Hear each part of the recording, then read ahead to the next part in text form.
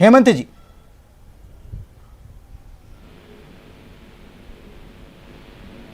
जी sir. बोलिए। हाँ, जब सरकार ने मांगों को शामिल किया था अपने घोषणा पत्र में, तो जब भर्तियां चालू की उस समय हमारा निम्नलिखित पदों में समायोजन किया, तो ये हड़ताल नहीं पैदा होता।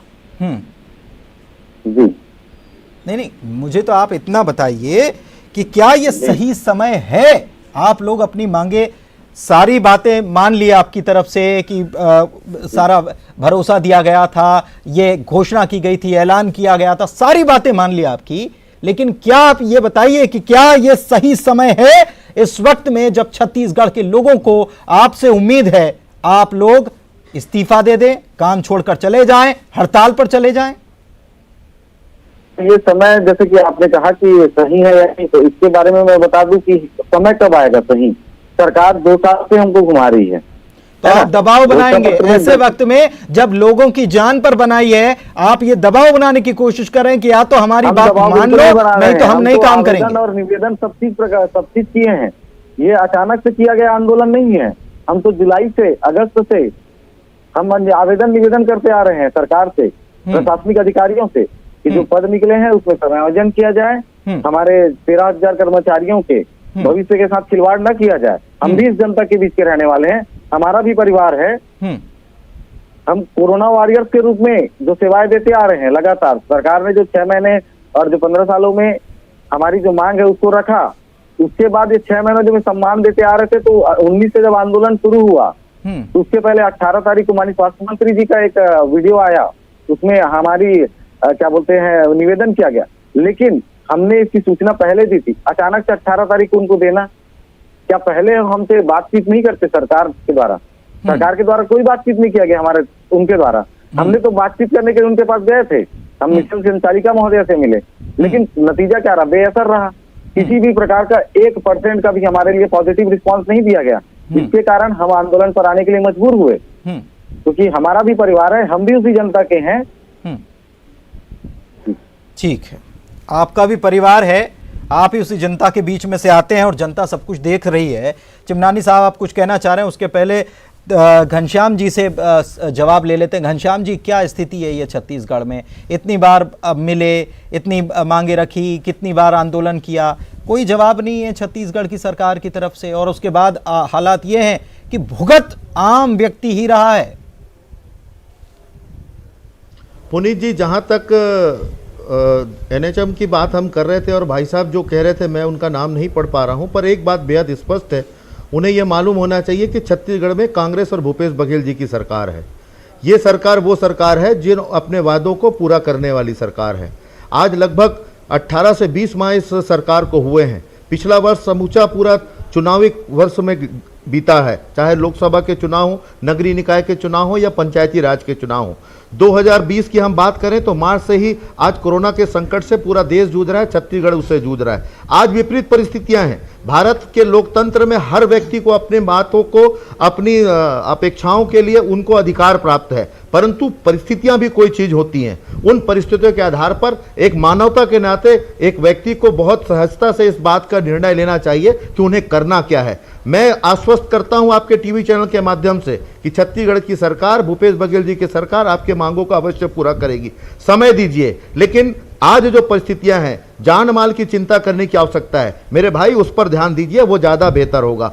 जहां रही बात, दूसरी बात, चिमनानी जी छत्तीसगढ़ सरकार को संक्रमण के दौर पर कोसने का काम कर रहे थे।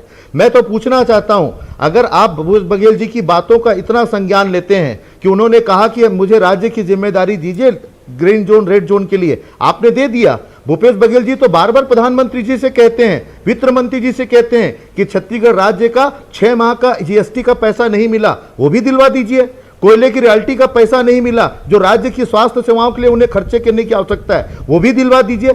लेकिन सिवाय और सिवाय भारतीय जनता पार्टी संक्रमण काल में राजनीति से करने के अलावा दूसरा कोई काम नहीं कर रही है। यह उसका सबसे बड़ा उदाहरण है।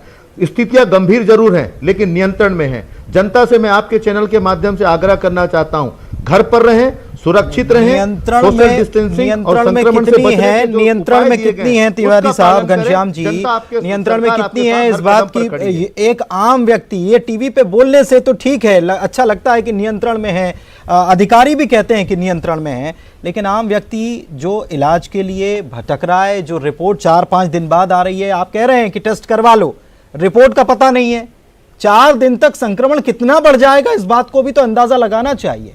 नियंत्रण में कैसे है? पुनीत जी, अस्पताल जो के लिए परिस्थितियां लोग आज भटक संक्रमण रहे के हैं। चलते और आप जिस घनश्याम जी, छत्तीसगढ़ इस की बात बात को कर मैं रहे हैं, दावे से इसलिए कह छत्तीसगढ़ सकता के हूं एकमात्र क्योंकि ऐसे मेरे एक स्वास्थ्य मंत्री हैं, TS परिचित जिन्होंने फोन कर रहे हैं स्पष्ट मुझे रूप से कहा कि है, कहीं बेड की हम- व्यवस्था हो हम- जाए। हम- ये परिस्थितियां हैं हम छत्तीसगढ़ में, इस इलाज बात का को हम सरकार जांच कतई की- नहीं जांच मानेगी, की ये हम संख्या को मानते लगातार हैं। बढ़ाकर चिमनानी रखे साहब कुछ हुए कह रहे हैं, थे, ताकि वक्त कम है। चिमनानी साहब जल्दी बात पूरी कीजिए प्लीज।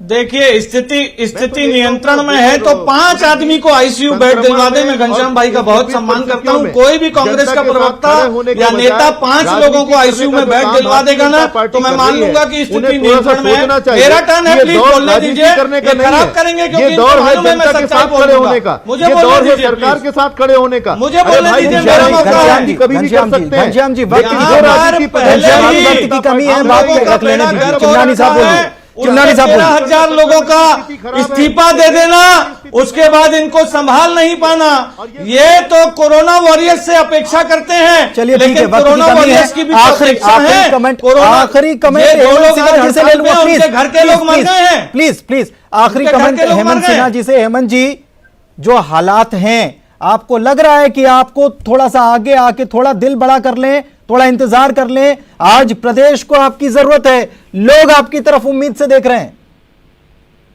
हाँ सर, हमने तो बड़ा किया। हमने माननीय मिशन संचालक हमने तो दिल बड़ा किया। हमने माननीय मिशन संचालक महोदया को पत्र लिखा कि हम सेवा करना चाहते हैं। जो इमरजेंसी सुविधाएं जो नहीं मिल पा रही हैं सरकार के द्वारा, मतलब उनका जो कहना था कि आप काम पर वापस लाइए, तो हमने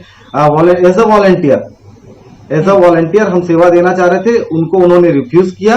आपातकालीन जो सेवा देना चाह रहे थे उसको उनके द्वारा रिफ्यूज किया गया, सरकार के द्वारा रिफ्यूज किया गया। तो ऐसी स्थिति में हम काम भी करना चाह रहे हैं, ठीक है, तो ऐसी स्थिति में ठीक। वो रिफ्यूज किए हैं। ठीक है, तो चलिए समझना बहुत बहुत पड़ेगा शुक्रिया सरकार आप को चारों इन मेहमानों चीजों का पर। हमारे साथ जुड़ने के लिए। वक्त की थोड़ी सी कमी थी, वरना चर्चा को और आगे बढ़ाते और शायद कुछ इसका निचोड़ भी निकल पाता। फिलहाल तो लॉकडाउन लगा हुआ है, सियासत तो हो ही रही है, आपने सुना भी। और इस बीच जो हड़ताल हुई है उसकी वजह से कहीं ना कहीं आम लोगों पर ही असर पड़ रहा है। देखना होगा कि सरकार इन सब पर कैसे पार पाती है। आज जवाब तो देना होगा।